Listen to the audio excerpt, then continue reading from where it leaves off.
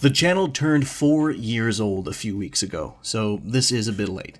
The last 12 months have been quite something, and I want to go over that and more with you today. Usually I go ahead and dive into the videos I made in the past year, but before I do that, I just want to quickly lay out what this video is going to cover, because it's a little bit different than usual. First, we're going to discuss milestones, of which there are a couple. And this is where I'll take the opportunity to give my thoughts on slowly growing on YouTube and the perceived difficulty of it. And then I'm going to talk about this year's video uploads, and finally I'm going to touch on my plans, or at least considerations for the future of the channel, including a somewhat big announcement. First, the milestones. Some months ago, the channel finally hit 1 million lifetime views, which is a number I didn't expect to hit so soon, so I'm pretty glad for it. Obviously, it's pretty much thanks to the help of YouTube's algorithm picking up specific videos and shoving them into people's faces. Now, it's not always a totally random occurrence. I will admit, when I'm making certain videos, I do have a bit of an inkling of how algorithm-friendly they are, and I am usually right. That's not to say I'm going to start making misleading clickbait with big red circles and an exaggerated face on the thumbnail, so don't worry. But I am happy to hit 7-figure views, and the road to 10 million lifetime views officially begins. The second major milestone is another that I didn't expect to hit so soon, and that's 10,000 subscribers. It was kinda surreal checking the number every so often and seeing it leap a pretty substantial amount every time. It makes me think back to that first year where growth was so slow it would take days for me to gain even a single sub. Even though I expected that to be the case, it was still pretty discouraging sometimes, because I made a few videos back then that took anywhere from 10 to 30 hours to produce, from writing the script to capturing or sourcing footage to editing. And despite all that hard work, they got maybe a few hundred views if I was lucky. Now, I've seen some discussion about whether or not it's hard to be a YouTuber, and honestly, it depends on a lot of things. Specifically, how much you want to do and how much of that you want to do by yourself. If you've never so much as opened a video editing, audio recording, or image editing program ever before in your life, then yeah, learning those things with the specific goal in mind to become a YouTuber will be a steep curve. But thankfully for me, I did know all of those things before I committed to making videos, so for me personally, the actual process of becoming a YouTuber was actually pretty easy. The difficulty of being a YouTuber is those first 2 or 3 years where you spend hundreds of hours making numerous videos and you don't see a single dime for the effort. That's the part of becoming a YouTuber that's the hardest and causes people to quit. It's just a morale killer. Unless you make content to deliberately bait the algorithm, or you get a huge signal boost by a larger creator, it's gonna take years, plural, before you see your first paycheck from Google. I was already aware that it was going to be like that when I first started making videos, and that's why I've managed to stick with it thus far. But even then, I was still tempted to quit at times during that first year. But I'm glad I didn't. I've heard other YouTubers talk about the fabled exponential growth, which is when your channel gains more subs the more you already have. And I wasn't sure if I believed it at first, but the numbers speak for themselves. It took 2 years to go from 1 to 1,000 subs, then another 2 to go from 1,000 to 10,000, and that is a textbook example of exponential growth. And I still kinda can't wrap my head around it. But I don't want to take it for granted because it's not a guarantee that growth will stay consistent. I know 10,000 is not some super impressive number in this day and age, but it's a number I didn't think I would hit this soon. So thank you to everyone who watched one of my videos and hit the subscribe button on me. I really do appreciate it. I would not have gotten this far without you.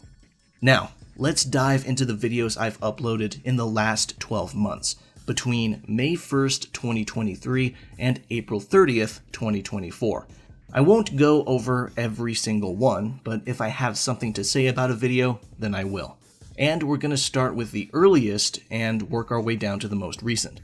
Before I start on a specific video though, I want to acknowledge one particular aspect of my videos of the last 2 years that I haven't talked about directly yet: the music. Since 2022, I've been using background music from a close personal friend that I've known for well over a decade at this point. He knew I was in need of original compositions, especially in order to keep YouTube the fuck away from me regarding music usage, and he very generously provided me with a bunch of different tracks in the last 2 years. He goes by the name Sezherad online, and if you're into experimental, textured, and sometimes dark electronic music, then I suggest checking out his Spotify page. A link to it will be in the description, as it always is. Moving on, the first video is the Fate of Physical video I made discussing the panic I sometimes see about the so-called impending death of physical media. It wasn't limited to just games either. I touched on movies and even music too. And frankly, I don't believe physical media is under any danger of truly dying out anytime soon. At least not movies, music, and books. Video games could get hurt by this depending on console manufacturers. They could decide to throw $6 to $8 billion a year out the door just to make their next machines digital only. It would be annoying and cutting off their nose to spite their face, and probably cause hundreds of thousands of people to slow down, if not stop, gaming completely. But I can't rule it out. As of right now though, I do not feel particularly worried about it. Now, a few videos after that is the quality of an hour in a video game, which discusses how good a video game is on an hour-to-hour basis. The reason I wanted to talk about this topic was because I constantly see people on social media saying short games aren't worth buying. And when I say short, I mean 8 to 10 hours, a length that is still totally reasonable for a game to offer, especially if the game focuses on replayability. A lot of people think games are disposable, one-time experiences that you play once and never again, which is a horrible way to interact with video games. Too many people focus on more hours in a single playthrough than the quality of those hours. Too many people would choose a somewhat decent game that's 40 hours long over an amazing game that's 8, and frankly, I find that ridiculous. It's a habit that rewards mediocre game design and design philosophies. What's even stranger is that some people also believe replayability isn't a real thing. I've seen these people in the wild. They think bringing up replayability is cheating or something. Because again, they view video games as disposable experiences.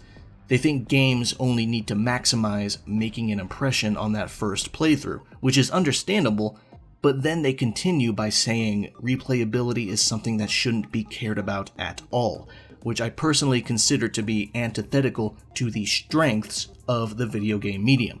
The quality of a game is important, and that includes the quality of the average hour. Besides, if you truly enjoy a game, why wouldn't you be open to playing it again? After that is my 1-2 punch of Final Fantasy XVI. First is a video breaking down why its demo does such a good job at selling the game, and then the actual review. The demo did an amazing job at creating hype, and I don't think anyone can disagree with that, even if you didn't enjoy it personally. The demo single-handedly had many more people talking about the game that weren't talking about it before. It just goes to show that a good demo can create more positive word of mouth than a year-long marketing campaign of just trailers. The full game itself, I thankfully still really enjoyed. I still stand by everything I said about the game. I love the combat, and I'm not particularly pressed about the game being pretty easy, because Final Fantasy has historically never been a series that I played for a challenge. I also don't mind RPG elements basically being there as a formality. Honestly, it harkens back to the really old days when early Final Fantasies had equipment progression that was mostly just buying new gear at the newest town. I also love the characters, and I love the setting. I love the graphics and visuals, and I really fucking love the boss fights. My criticisms also remain the same though. The side quests are very bland and introduce no new content or activities, which is a shame, because side quests are where some of the hardest hitting scenes are, and the flavorlessness of these quests undermine those scenes. The game really would have benefited from simply having more to do besides running around and fighting. It needed minigames. I know I'm a bit of a broken record about this, but it did. Having a minigame and giving it its own subplot would have added a lot of inherent variety to the game. Also, I wish the support characters had more opportunities to interact with one another. Specifically, I wish all the other dominants interacted with each other more. I wish Jill had more to do in general as well. Overall though, I am really happy with the game, and I look forward to what the team is making next, which I assume is probably Final Fantasy XVII, considering that the first creative division is still working on the 7 Remake trilogy. A few videos after that is RPGs that punish grinding. In the lead up to making this video, I spent a few weeks thinking about this general subject because it fascinated me. I knew of a few games that already took measures to slow or halt a player's grinding, and some were harsher than others, but when I decided to look further into it, there were more games than I thought doing this. So many, in fact, that I probably could have made this video at least 10 minutes longer. But I wanted to keep it a reasonable length because not only was this an interesting topic, but I knew that this could be a video snatched up and shared by the all-powerful YouTube algorithm. And judging by the fact that it's sitting at almost 250,000 views, I think it's safe to say I was right. In hindsight though, I do kinda wish it was a little bit longer, and that I tightened up the editing a bit. I admit I did rush it out because it spent so long in my head that I wanted to just release it already. So looking back on it, I would say it's not fully up to my standards despite my own personal interest in the subject, but it did get a lot of views, so I'm not too beat up about it. After that is a trilogy of reviews. First is Armored Core 6, which I loved a lot. Since its release, there's been a number of weapon balance changes that are, thankfully, mostly buffs. So more weapons are at least a little bit more viable. This was a big deal on launch because a handful of specific weapons completely outclassed the rest of the arsenal. I'm sure the game was a success in the eyes of FromSoft's expectations, or at least I hope it was, because I think it would be fucking awesome if Armored Core came back as a big franchise that they prioritize again. I would not complain about a new Armored Core game every 2 or 3 years. I would welcome it. And I would hope that they add co-op somehow too. After that is a review of Separate Ways, the DLC for the Resident Evil 4 remake. This ended up being way better than I anticipated. The original Separate Ways was not in the original GameCube version of the original RE4, and was instead introduced in the PlayStation 2 version, and it was okay. It was cool to play as Ada, but it didn't feel like its own experience, really. The remake's Separate Ways, however, did a much better job at that. For $10, it was a steal, especially when you consider that it's only like 2 hours shy of being just as long as Resident Evil 3 Remake, which was a full-priced game. Then we have my Starfield review, and man, I don't even know if I want to talk about this game again. What a disappointment. I think I would have been less harsh on the game if I disliked it the entire way through, but I actually didn't. I started with low expectations, but after a few hours I started to slowly enjoy it more and more, but then I hit about hour 20 and I realized there was nothing else to do. Everything else I had already done was just being copied and pasted and stretched out more from that point onward, and it quickly became a boring slog. What's crazier is that a couple weeks ago, Bethesda announced a huge patch that addresses almost everything that I complained about in my review, at least the stuff that's easily fixed. But even if the game does get improved with patches over time, I don't think there's anything wiping away the embarrassment of Bethesda replying to bad reviews on Steam and basically telling the player that their opinion is wrong. Really doesn't help the speculation that they are insecure about their games. Next is my video about Bungie, which was about the layoffs they had at the time, but also how Destiny 2's reputation worsened over time from my perspective, as someone who did not play it, but is surrounded by people who did play it very loyally for several years. I got some comments saying that I'm not allowed to have an opinion on the matter because I never played the game, which is funny because in that video, I mentioned having 3 friends who left Destiny 2 to go play either World of Warcraft or Final Fantasy XIV. But guess what? Since the time I published this video, I've had another friend leave Destiny 2 to go play Final Fantasy XIV, so as far as I'm concerned, that video aged pretty well. After that is my video about fast travel, where I talked about the discourse surrounding the mechanic and why, instead of complaining about the mechanic itself, you should complain about developers not making the game world or gameplay interesting enough to make fast travel look unappealing. Fast travel is just a convenience feature and should not even be considered part of the gameplay loop. The issue is mostly when games are designed to force fast travel to be part of the gameplay loop, which, again, isn't because of the feature's existence, but a symptom of poor design goals. After that is another video that got a lot of attention. Abandonware should be public domain.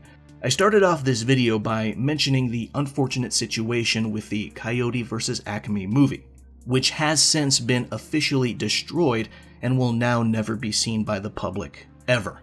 And that was after Warner Brothers pretended to be accepting offers for it, and they were given offers for it, so let's not pretend the movie was undesirable. This whole situation ended up being another vulgar display of wastefulness and total apathy towards art.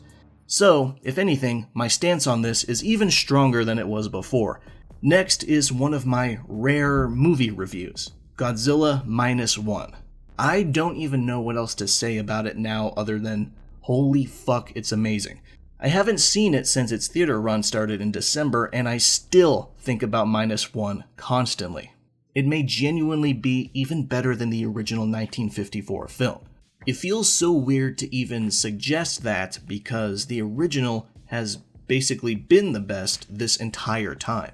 It took almost 70 years for something to be good enough to potentially dethrone it. But here we are. Fucking awesome movie. I can't wait to get it on 4K Blu-ray so I can bask in its majesty at home. And then we have my review of Cyberpunk 2077 2.0 and Phantom Liberty. I'm never averse to giving credit where it's due, and CDPR really managed to turn that game around from the miserable state it launched in. I'll be honest, I still do casually think about some of the worst bugs I encountered back in 2020. But that version of the game is not an accurate representation anymore. Performance is better, the combat is better, the driving's better, and the skill trees are better. The only hope I have left, which is for the sequel specifically, is that life paths are bigger and more important. That's really the only thing that the sequel needs to check off for me to be happy. That, and I guess more role-playing in general, but I understand that this has a scope that very few other studios can handle. Still, my faith in CDPR is more or less restored, and I'm back to being interested in their future projects. Then we have Building Connections, which is my Death Stranding retrospective. This was actually a very impromptu video because I mentioned replaying Death Stranding again after 4 years, but I didn't replay it with the intention of making a video about it. But once I got several hours into the game, I realized I was enjoying and appreciating it more than I did in my first playthrough back in 2019.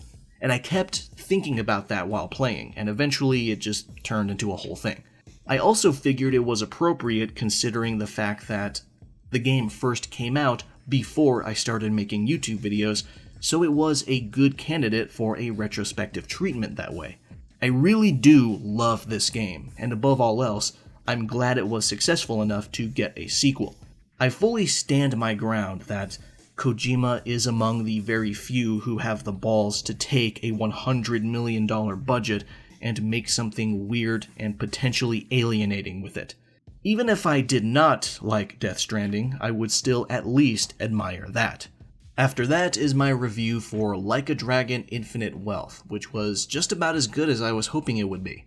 I still have not gone back to play New Game Plus, which requires a $15 purchase, but honestly, the game is just so big and so content dense that I don't really feel like I need to do that. I'm just sitting here, eagerly awaiting for the next installment of the franchise, which I actually kinda hope is Judgment 3.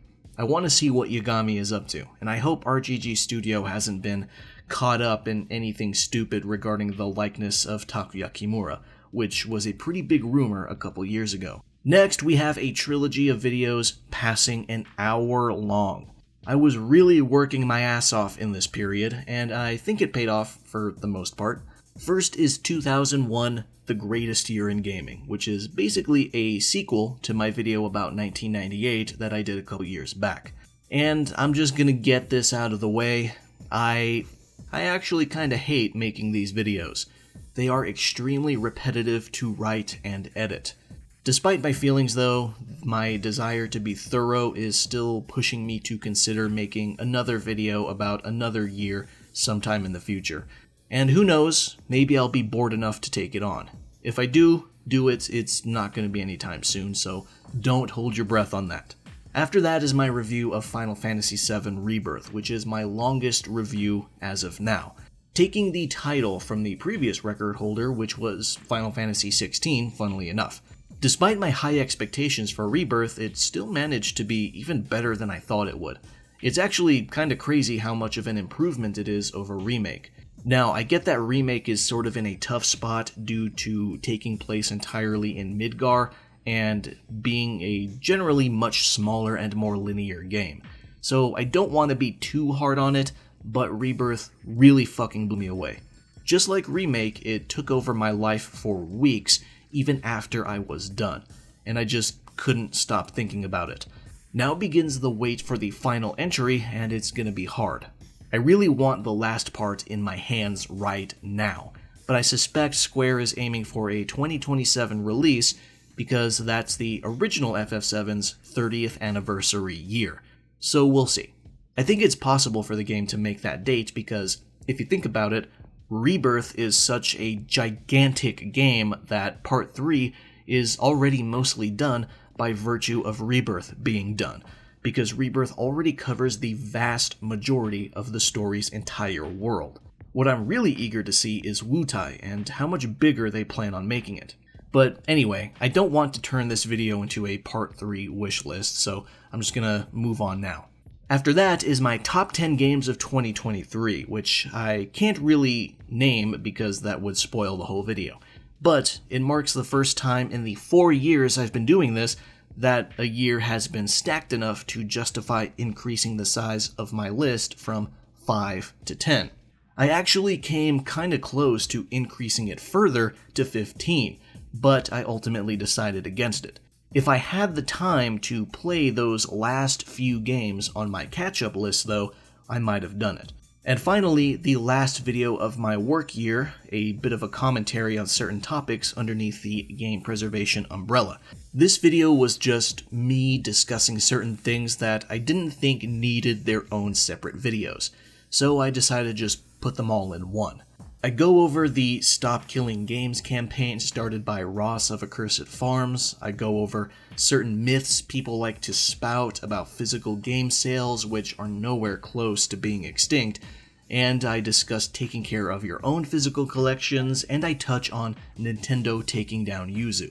Again, a bunch of different topics that didn't really need their own videos, so I just crammed them all together. And that pretty much concludes the entire work year. It's been interesting, to say the least. I saw way more growth than I could have expected, and I thank all of you for helping me with that. But since hitting the 10,000 sub threshold, I've begun to wonder about what else I can do to grow. Not just within YouTube, but outside of it as well. I'll cut to the chase. I am a gaming YouTuber, so obviously, I was always going to have a merch store eventually. And after 4 years and finally hitting 10k subs, I think it's finally time. I've set up a store at mildconviction.com, and I designed a couple of shirts, which I have already quality checked, and I'm quite satisfied with them. The first design is a tribute to the father of Final Fantasy, Hironobu Sakaguchi. The design itself is heavily inspired by a similar one in tribute to the late legendary mangaka Akira Toriyama. I thought this would be fitting considering the two worked together on Chrono Trigger, which is another amazing game and one that means a lot to me personally. And I'm also a big Dragon Ball fan on top of that. There were stretches of months as a kid where I would come home from school, watch an episode of Dragon Ball or Dragon Ball Z, then go to my room and spend the evening on one of the multiple Final Fantasy games I had. Both men were extremely important figures in my childhood, so saying that I was raised by both of them is not that much of an exaggeration. The picture of Sakaguchi used in this shirt design is from an old Japanese magazine named Technopolis, specifically the March 1986 issue, meaning this is Sakaguchi at 23 years old, and likely working on King's Knight for the NES. The second shirt design is less meaningful, but I think it looks cool anyway. It's just a skull split across the middle, with my channel name in English also split across the middle, and then my channel name again in katakana, because I am a huge fucking weeb. The skull art is from an old encyclopedia that was printed back in 1905, and when I first saw it, I thought it looked badass, and I wanted to implement it somehow. As you can probably tell, I am deliberately trying to avoid my shirts looking like obvious YouTuber shirts. I'm trying to make designs that I would personally wear on any given day out. Both of these shirts are available in both lightweight fabric and heavyweight cotton. I figured that having that choice would be a big deal to some people, especially with summer coming up soon. So yeah, please head over to mildconviction.com and grab some shirts if you feel so inclined. Or a beanie with my logo embroidered on it. I quality checked that one too, and it came out looking pretty good. Now I do intend to add more items to the store as the months pass, and I'll be sure to let you know about it when I do. And last but not least, what videos do I have planned? Now I typically don't go into detail about this stuff, but I do have a couple things worth mentioning. I have an upcoming video that's not about video games. Well, video games are mentioned and will be part of the B-roll for the video to make editing easier on me, but the topic of the video will not center around video games. I won't tell you what it is, but that will be out soon. Beyond that, I have another project I'm in the early stages of organizing, and I call it a project because it's not just one video. I intend for it to be a long-term project stretching across several videos. Again, it's in the early stages, so I'm not going to say it's due out soon, but it is something I've been thinking about for months now, and I think it's time I pull the trigger on it. You will know which video it is when it comes out. And that pretty much does it for my year in review. It's been really interesting, lots of cool new developments and milestones, and we have an interesting future to look forward to as well. Once again, I thank you all for making it possible. I couldn't have reached these goals without you watching my videos and hitting the subscribe button. The road to 100,000 subs begins now. Thank you for watching, and I'll see you around.